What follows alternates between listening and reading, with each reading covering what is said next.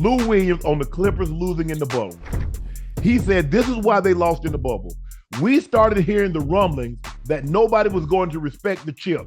So we kind of took our foot off the gas. So I'm going to make sure I'm hearing you correct. You took your foot off the gas once you got up 3-0, 3-1. Now, you subjected yourself to all that quarantine. Because remember, Lou, he got the name Lemon Pepper. Oh, yeah. I gave him that name because he was at Magic City. Oh, yeah. Now, he came back and had to do quarantine for, what was it, 7 to 10 days? Mm-hmm. He did all that. Same thing with Trez. Montrez, and Trez had a great reason. I think his grandmother had passed, and he had every right. If he didn't even come back, I wouldn't have held that against him because he's close to his grandmother like I'm close to mine. Mm-hmm. And so everybody would have understood if Trez said, you know what, I can't do this, nobody would have held that against him. Right. But once you come back, you can't use, we thought we started hearing rumblings. Nah, bro, y'all gagged that one off. What do the rumblings matter anyway? What do the rumblings on the outside even matter to what you're doing on the goddamn court, in the first place? Exactly. I mean, I think own it. I think it's more of a, I don't want to call it a cop out. It is. I want to call it an excuse. An excuse because the other team was able to come back and walk you down. They walked you down. Walk you down. And I think maybe they did let off the gas a little bit. Maybe they did let off the gas a little bit because in a situation like that, you got to put the team away. You got to put the team away. Put them out their misery. No need to let them hang around. Put them out their misery and going on to the next round. Okay, let's just say for the sake of argument, you take your foot off the gas. Okay, you're up 3-1. Yeah. You take your foot off the gas. Okay, now it's 3-2. Mm-hmm. Now you're like, hold on. We better step on the gas. Yeah. Okay, now remind you, Ocho, they took leads in the fourth quarter of all the ball games. Yeah. One game they were up 19 at one point in the third. One game they were up 12. So they took lead into the fourth quarter of all the games, right, Ash? Yeah. Yeah. Okay, so now you ain't take your foot off. Now you got the lead. Now you got revisionist history. After they chase you down, you want to say you took your foot off the gas. Well, how you get the lead?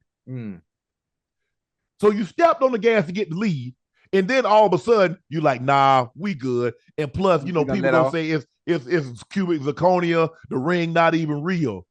So why'd you even get past the first round? Yeah. If that's the case, go ahead and lose in the first round.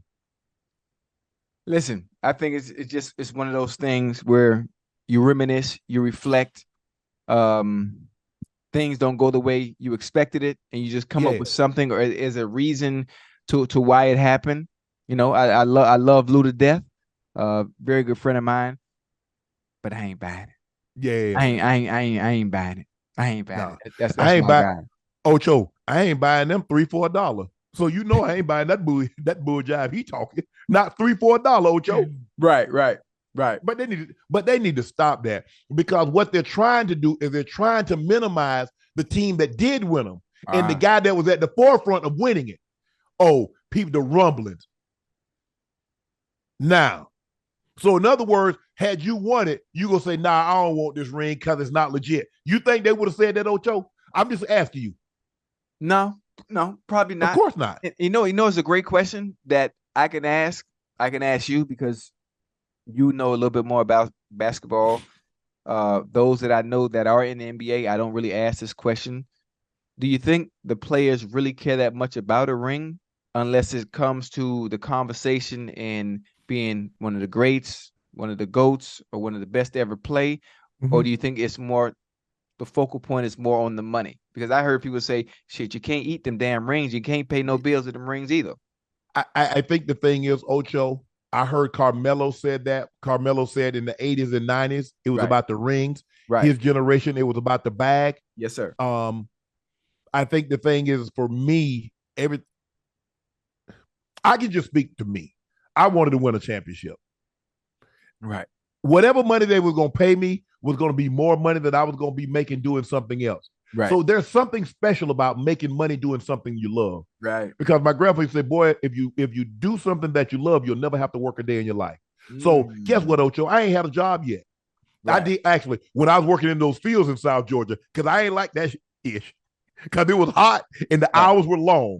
But playing football, I never viewed that as a job. Doing TV, I never did that viewed that as a job. Right. But I think, why can't you have both? You know what I get asked? A person asked me, and I think they've asked a lot of guys this. Given a choice, you want the Super Bowl ring or the Hall of Fame jacket? I say, I'm glad I ain't got to make that choice because I got both. Right. BOAF. I got both. I like that. So why can't you have both? LeBron James got 4 championships, got $500 million from the NBA. You can have both. Yeah, it's possible, but every that's not in everybody's favor. That's not everybody's favor. You know what? I would have loved to have won a Super Bowl at some point in my life. Yes. I would have loved to be in the Hall of Fame at one point, but the cards that were dealt to me, I made the best of them, and I did what I can based on the situations that were at hand. So you know what? I didn't think I was gonna make it to the Hall of Fame. You know what I'm gonna do?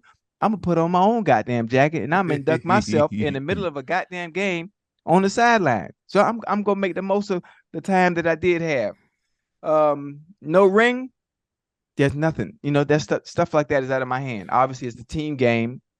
During my tenure, obviously you want to reach that point and reaching the pinnacle of not just your childhood dream and playing in the NFL, but one day hosting and lifting that Lombardi trophy. That's it wasn't in my cards. It wasn't in my cards. Every professional athlete don't love sports, because if they did, they would invest the time, right, and the energy and the effort. They would study, they would meet, they would train, they would eat accordingly. You see, you cannot get mad at the results you didn't get for the work you didn't put in. I don't know what happened. Man, I can tell you what happened. Right. Tell me what you did. Tell me how you train. Tell me how you live. So you think every athlete at the highest level, whether it be NBA, baseball, you don't think they love the game? Because in order to even reach the height of the height, to even be a part of the 1%, you got to be good and love what you do to even get to that point. No? Ocho, I've seen guys be good, but as far as studying, as far as training, as far as preparation, they just did the bare minimum. Bare minimum. Damn. Bare minimum. Bare minimum. Bare minimum. That's okay. There are people. They're not the only ones. There are people that's working at their job right now. Yeah. Do the absolute bare minimum. I'm just here to get a check.